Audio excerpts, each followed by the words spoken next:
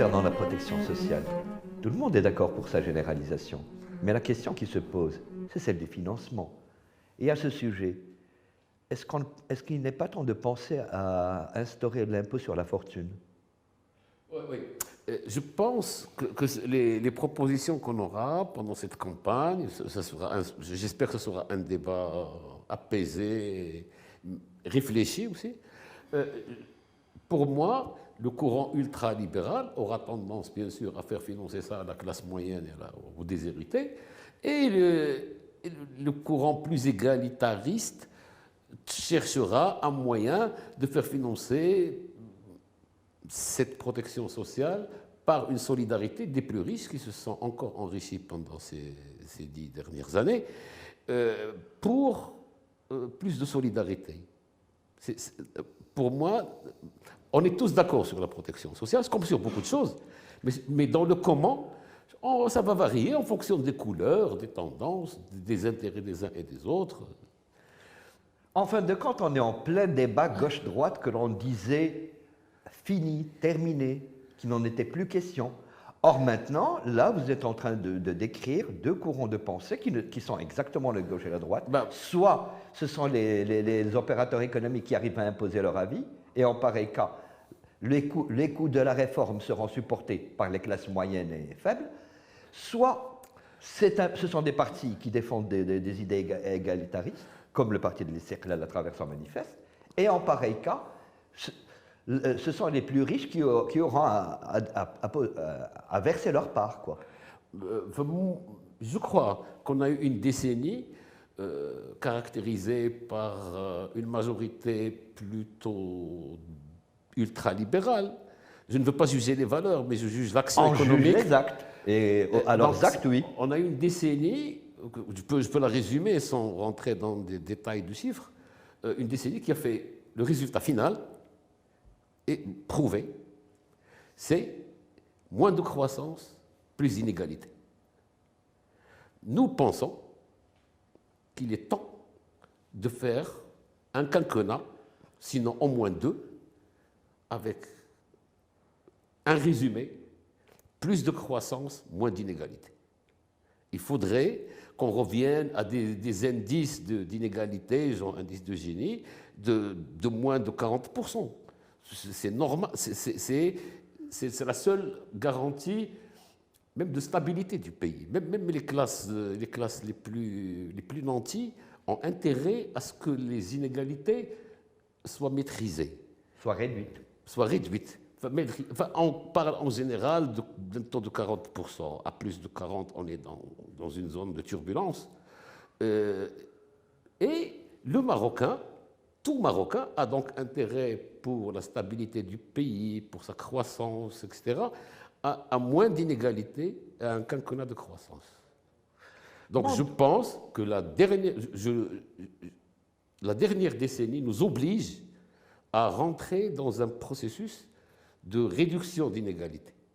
Et je crois que le discours royal qui a annoncé la protection sociale pour tous, c'est une façon de corriger la décennie d'inégalités.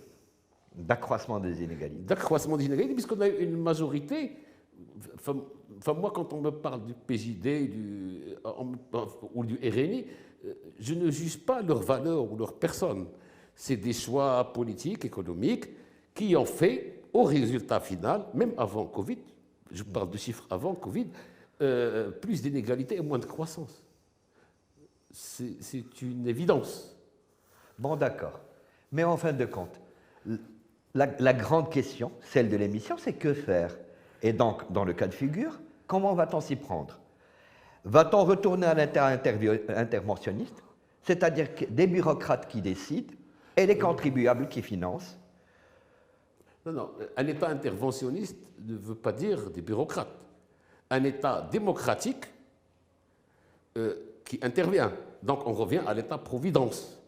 Ah, oui. Ça c'est une nécessité absolue. Aujourd'hui, même le plus libéral des plus libéraux, il ne pourra pas nous expliquer, enfin le Covid l'a expliqué mieux que tous les penseurs et tous les économistes du monde, le rôle central de l'État on a trouvé que l'État, que ce soit dans l'enseignement ou dans la santé, le rôle de l'État est mondialement plus reconnu qu'avant. Permettez-moi de vous contredire, mais je dirais qu'au niveau international, généralement, déjà au niveau du secteur privé, dans les pays développés, les pays émergents, le secteur privé est actif, enfin très dynamique. Il y a progression quand même.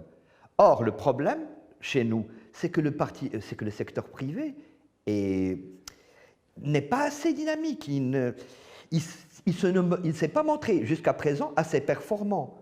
Nous n'avons pas eu des capitaines d'industrie qui tirent le pays vers l'avant.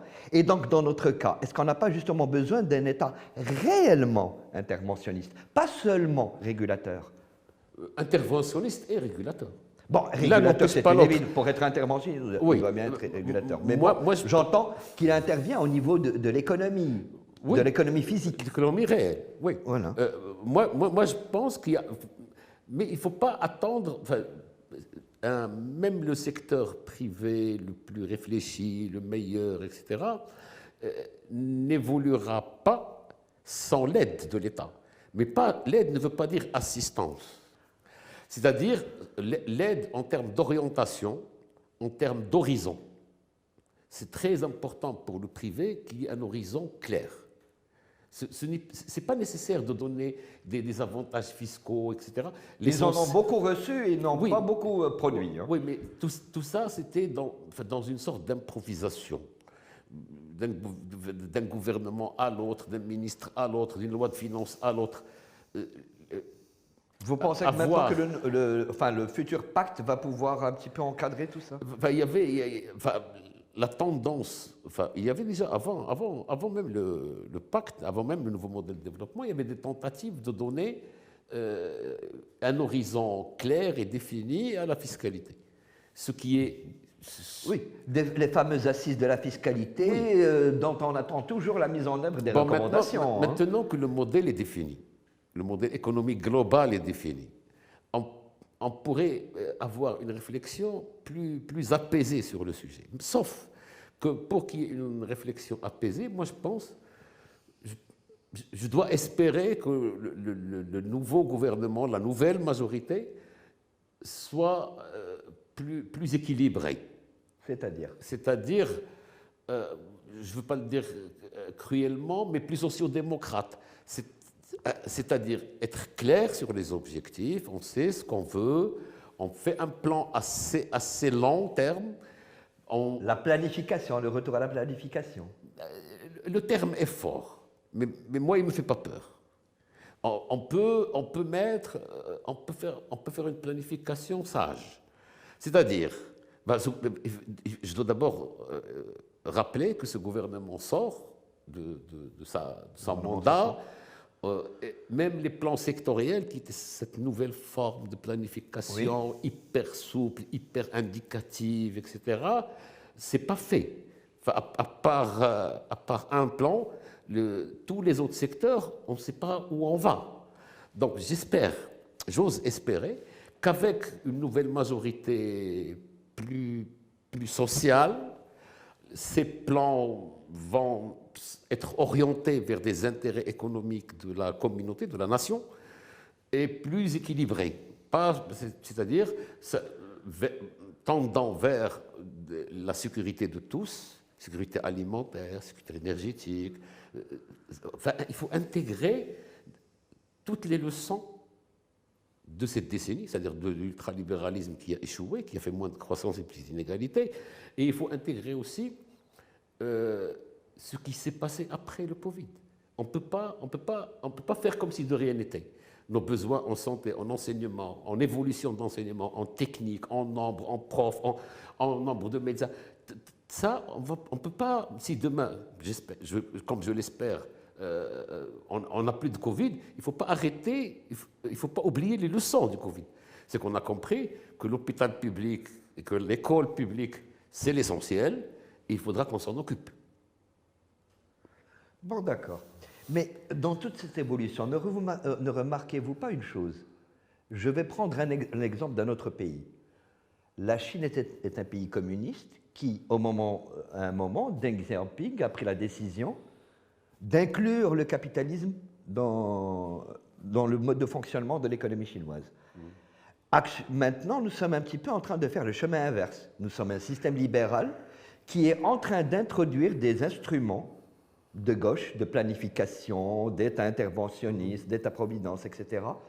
Et donc, ne voyez-vous pas que nous sommes quelque part en train que nous allons vers un axe où nous allons nous rejoindre, mais tout en partant chacun de nous de deux camps totalement opposés? Il y a des vérités qui sont têtues, même historiquement. Le capitalisme, chaque fois qu'il était en crise, il a dû se trouver des régulations, il a dû trouver des formules pour se régénérer. Comme le New Deal de Roosevelt. Par exemple, mais à chaque crise, même, et parfois, pendant la crise, on n'oublie pas la leçon, mais quelques mois, quelques semestres après, on fait comme si de rien n'était et on redémarre. C'est ça la règle du capitalisme. Mais pour colmater les brèches, on prend des leçons des crises. Cette crise, elle est un peu particulière. Ce n'est pas une crise économique ni financière. Ça, c'est une crise sanitaire qui a démontré, enfin, en tout cas, je peux même dire mondialement, que l'État sera toujours le refuge. Et sans un État fort, rien ne se fera. J'espère que cet État fort soit plus démocratique, soit plus égalitaire. L'interventionnisme de l'État doit être dans le sens d'une force de redistribution, de mise en égalité. Et puis, il y a le grand défi auquel l'ensemble de l'humanité est confrontée, donc les Marocains en tant que tous les autres peuples, c'est celui de la quatrième révolution industrielle. Vous venez de faire la critique des 10 années d'ultralibéralisme du gouvernement. Vous avez mis l'accent sur la faible croissance. Je voudrais soulever dans ce cadre un point. Auparavant, un point de croissance du PIB entraînait la création d'un certain nombre d'emplois. Actuellement, il en crée moitié moins. Même moins. Comment nous y prendre? La digitalisation qui est en train d'arriver promet qu'il y aura moins de création d'emplois. Comment est-ce qu'on va s'adapter à cette nouvelle donne? Déjà, pendant les dernières années, notre mode de croissance n'a pas pu produire suffisamment de postes d'emploi. Maintenant, nous sommes confrontés à un autre défi, c'est celui de la digitalisation, celui de la quatrième révolution industrielle, qui exige de moins en moins de main-d'œuvre non qualifiée. Comment est-ce que dans un tel contexte, quel cap prendre? Que faire, encore une fois? Moi, je pense que la baisse du contenu emploi de la croissance est tendancielle. On ne peut plus le nier. Oui. Si je parle au niveau universel, hein, oui. Forcément, nos enfants, peut-être nos petits-enfants, travailleront moins.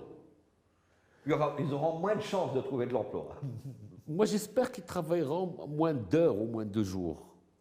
Mais pas, vous pensez à une réduction du temps horaire de travail? Historiquement, c'est tendanciel.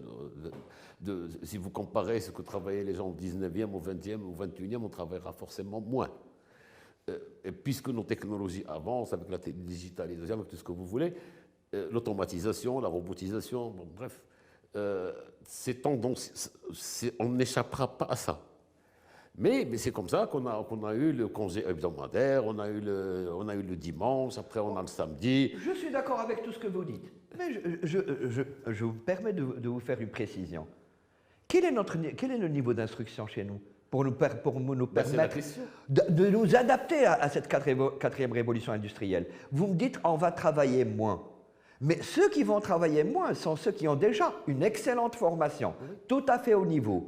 Moi, je vous parle de notre pays. Dans notre pays, quel est le nombre de techniciens performants? Quel est le nombre d'ingénieurs?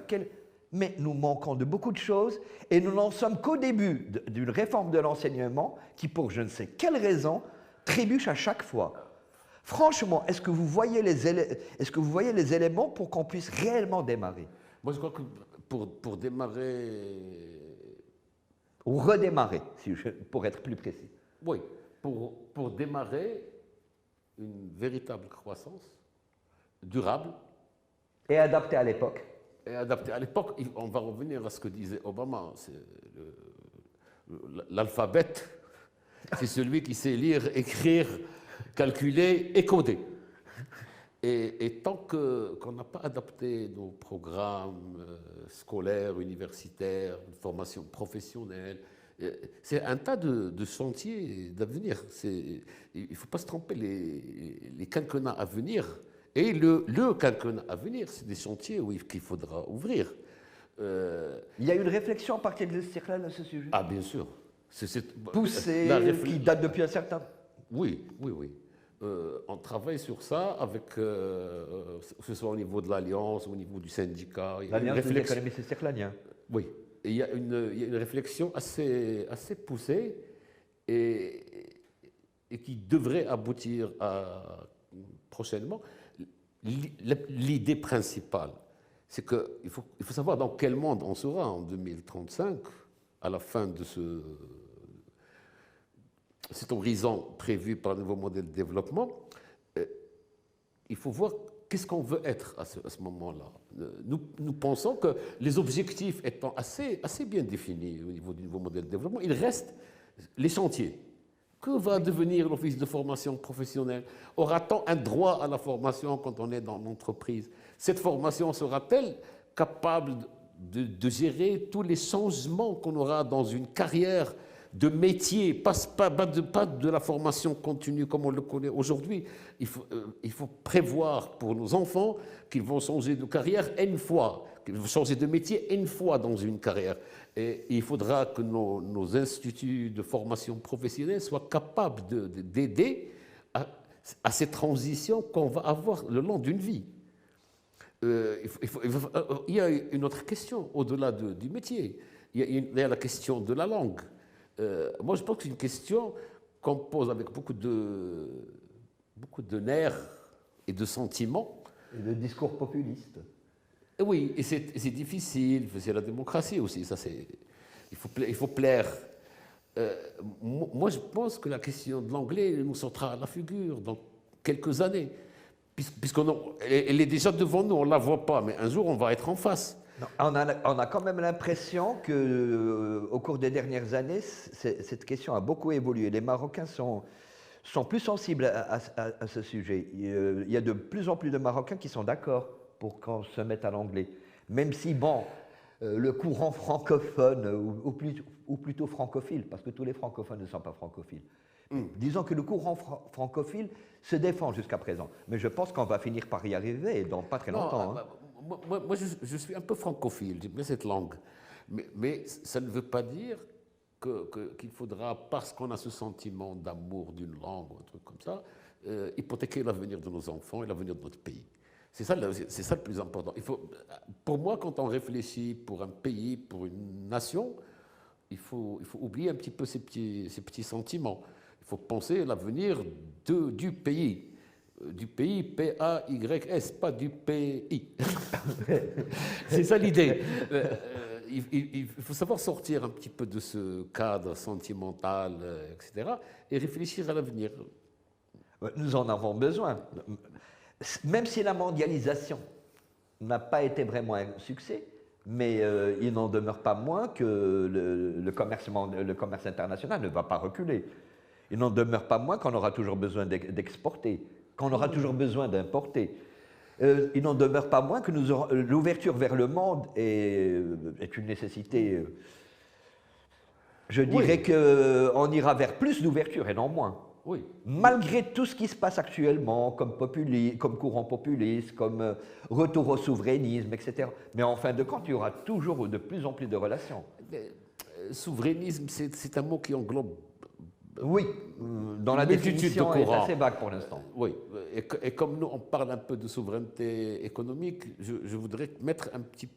Ce n'est pas du nationalisme chauvin, non, c'est une façon de négocier sa façon de vivre avec les autres. on ne peut pas ouvrir tout n'importe comment. Bon, bref, il faut assurer un minimum de sécurité alimentaire, sanitaire, sécuritaire. Bref, il y a la sécurité alimentaire, la sécurité sanitaire, ça devient des trucs de souveraineté. C'est des exigences de la souveraineté. Il s'est avéré pendant Covid que les gens n'ont pas eu le vaccin, il y en a d'autres des pays qui n'ont pas eu de médicaments, il y en a d'autres qui ont eu des problèmes alimentaires, il y a un problème des problèmes de navires, tout ça. Donc il faut réfléchir à l'avenir un peu différemment. Ces risques qu'on ne voyait pas sont devenus des risques majeurs. Le risque sanitaire lui-même était très négligé. Alors qu'aujourd'hui, il va falloir, j'ai lu ce matin qu'il va falloir apprendre à vivre avec une série de corona qu'on va avoir. Donc ces leçons de Covid, on ne va pas les avoir une fois que le Covid est terminé, parce qu'il faudra que le Covid soit terminé un jour, on ne sait pas. Donc il faut avoir un maximum de sécurité pour que on va changer nos habitudes, peut-être même nos habitudes alimentaires, nos habitudes sociales, comment on se salue, comment on se dit bonjour. Il va falloir s'adapter à un monde nouveau. D'accord. Mais bon, tout ça, je sais, on peut aussi prendre en considération le fait qu'avec le réchauffement climatique, il faudra restructurer l'ensemble de notre appareil productif pour pouvoir non seulement participer à la réduction des gaz à effet de serre, le CO2, le gaz carbonique, mais également pour pouvoir exporter ces produits. Nous savons très bien que dans l'avenir, des pays comme les États-Unis, l'Union européenne vont mettre des barrières à l'entrée de leur marché. Et si on n'a pas le pass écologique, si je puis dire, si je puis d'inventer l'expression, ben on risque de ne pas pouvoir écouler ces produits sur ces marchés. Ça c'est un mouvement qui a déjà commencé. Il va s'accélérer certainement. Il va s'accélérer. Il n'en est qu'à ses débuts. Il va certainement s'accélérer. Mais justement, encore un élément que nous venons d'introduire dans l'équation. Notre équation n'arrête pas de s'étendre et de comporter plus de paramètres, plus de facteurs. Je vais en rajouter un autre, dont je n'ai malheureusement pas tellement entendu parler lors des débats sur le nouveau modèle de développement, actuellement au cours des élections. Le Maroc est en pleine phase de transition démographique. En 2060, nous aurons une population vieillissante, c'est-à-dire qu'actuellement, nous sommes en phase de transition. Généralement, lorsqu'un pays est conscient qu'il est en phase de transition démographique, c'est-à-dire que la part de la population active est supérieure à celle des personnes âgées et des enfants en bas âge, ben, on profite au maximum de cette opportunité, en se disant très bien que nous devons épargner pour notre vieillesse. Or, depuis tout à l'heure, nous avons développé une longue équation avec tous les paramètres concernant les besoins pour le développement du Maroc. Et si l'on intègre aussi le facteur démographique, non seulement on doit faire plus vite, mais on commence vraiment à se poser des questions. Comment est-ce que je peux réussir vite alors que je n'ai même pas encore réussi ma réforme scolaire, que je n'ai pas encore... J'ai beaucoup de chantiers que je dois... Exactement. Et il y a une multitude de chantiers qui doivent avancer ensemble, qu'il faudra même faire, pour que ça avance vite, il faudrait au moins qu'au sein de la majorité parlementaire et au sein du gouvernement, qu'on ait des idées semblables. C'est pour ça pour revenir aux politiques, je dirais il faut espérer avoir une majorité consciente de ces enjeux et capable d'avoir une unité de vue pour que les chantiers avancent vite. Je ne veux pas donner des exemples de ce qui s'est passé ces dernières années, mais on a eu des projets qui durent, il y en a qui sont toujours classés au Parlement. Pourquoi? Parce qu'ils ne sont pas d'accord. Donc on a besoin d'un gouvernement efficace, qui va vite, avec des objectifs clairs, sur le maximum de chantiers possibles. Donc c'est pour ça que je dis que ce quinquennat est important pour le pays.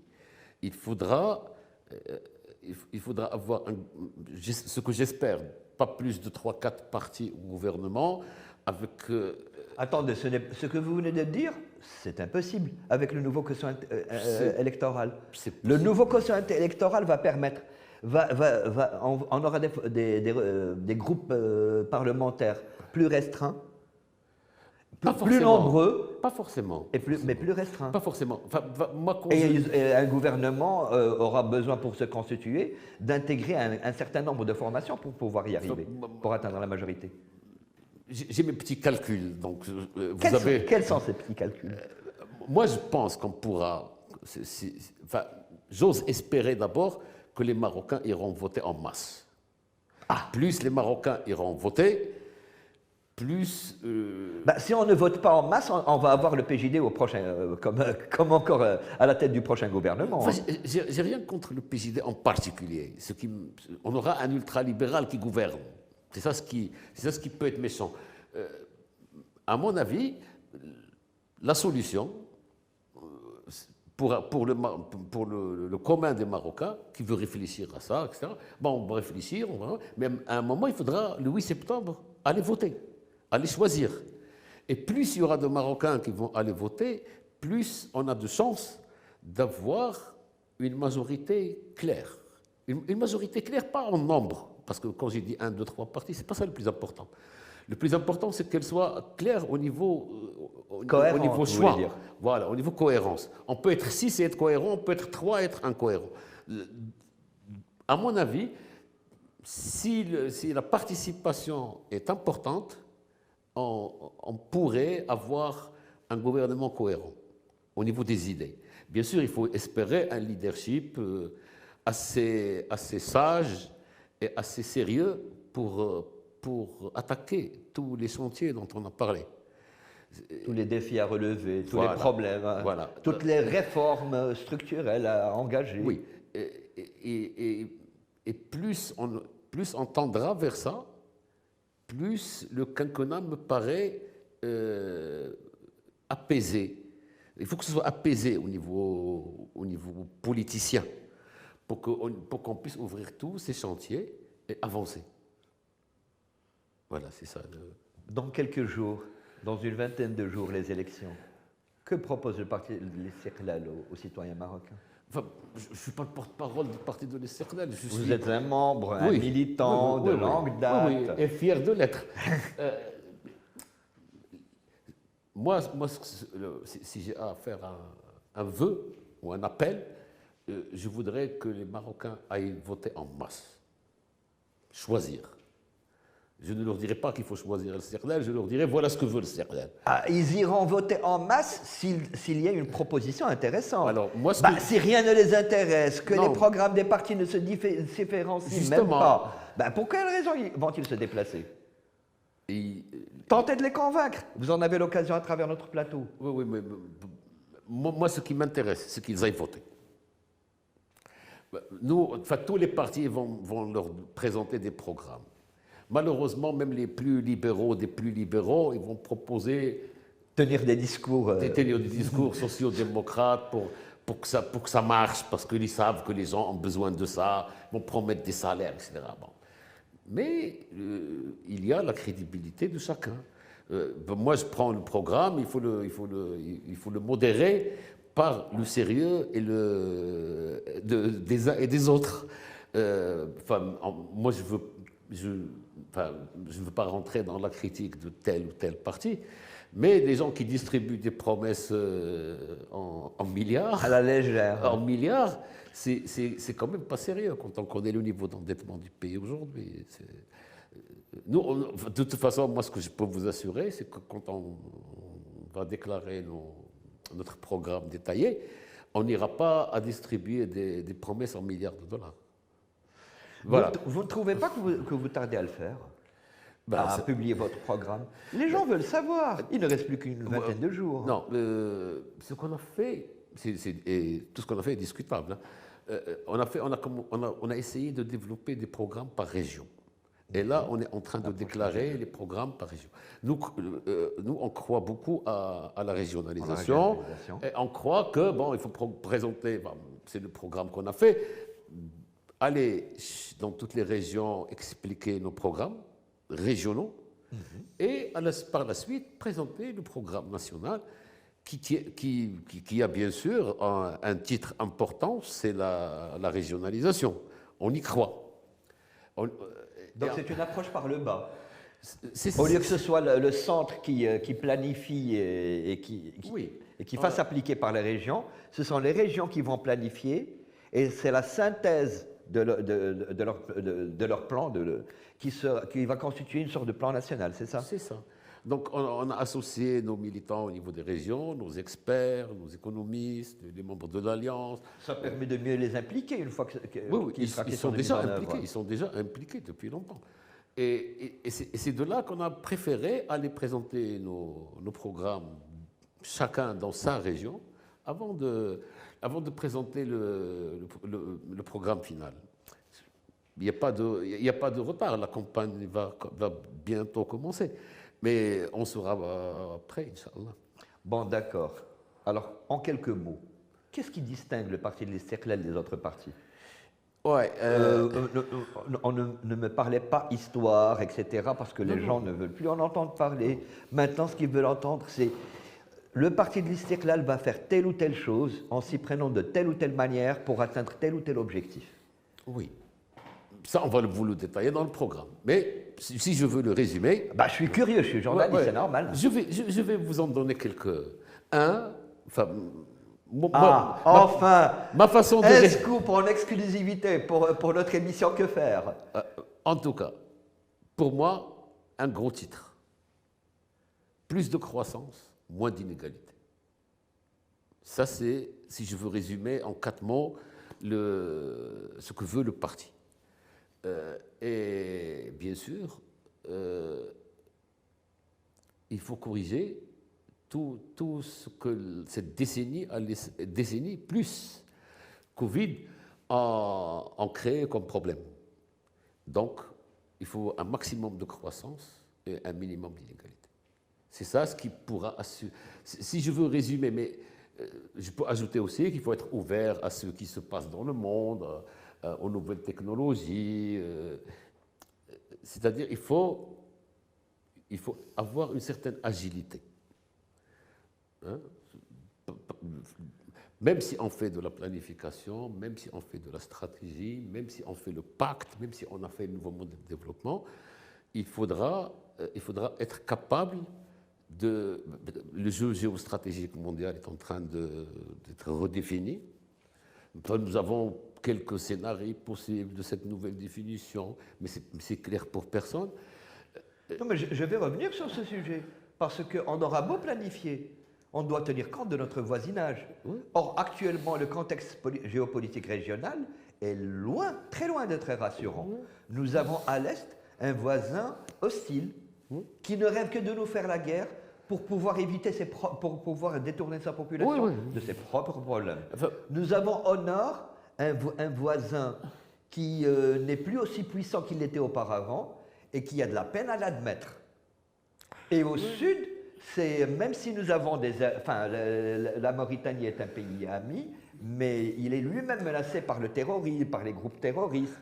Nous avons le Polisario, et je crois que nous sommes dans la pire situation actuellement avec le Polisario, dans le sens où ils ont totalement perdu tout espoir. Parce que jusqu'à présent, ils rêvaient encore de négociations, ils avaient encore des rêves. Maintenant, ils sont tout à fait conscients qu'il n'y a plus aucun espoir.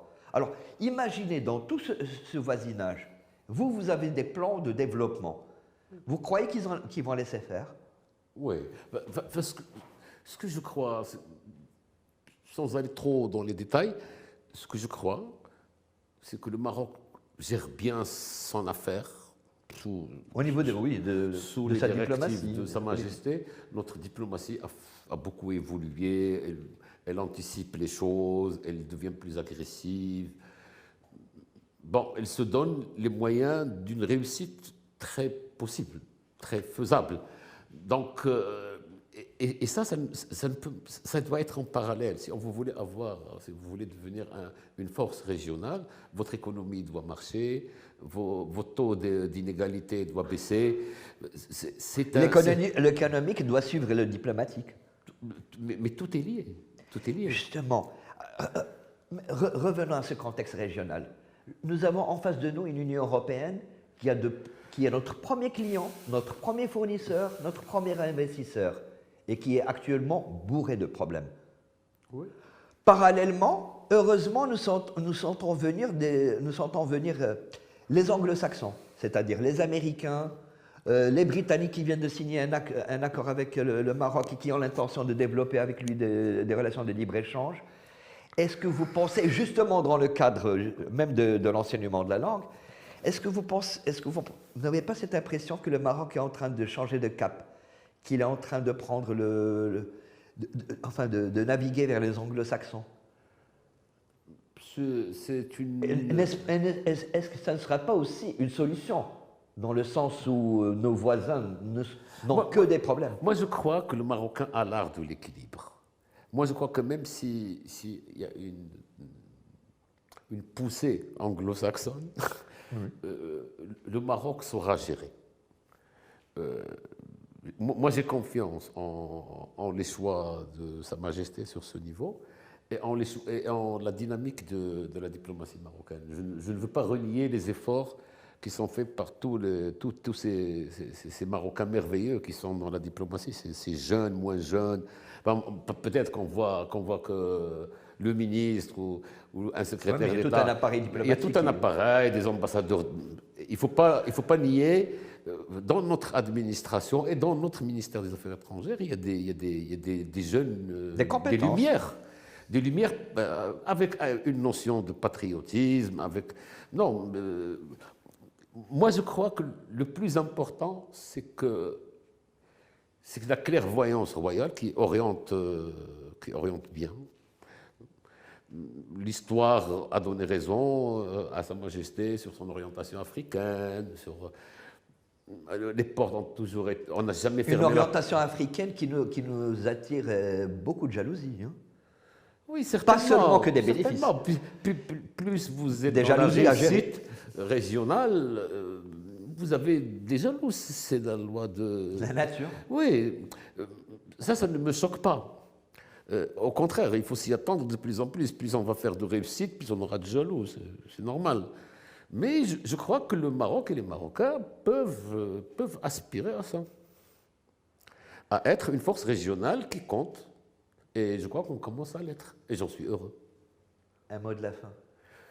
Un mot de la fin, je vous souhaite beaucoup de réussite pour votre émission, puisque je sais que je suis votre premier invité. Ah oui, effectivement. Et puis, on apprendra que faire avec vos invités.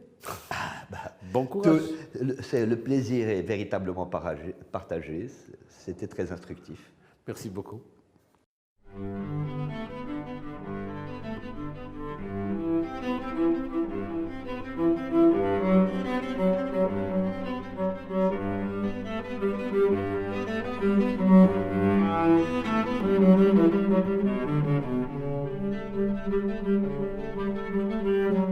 Thank you.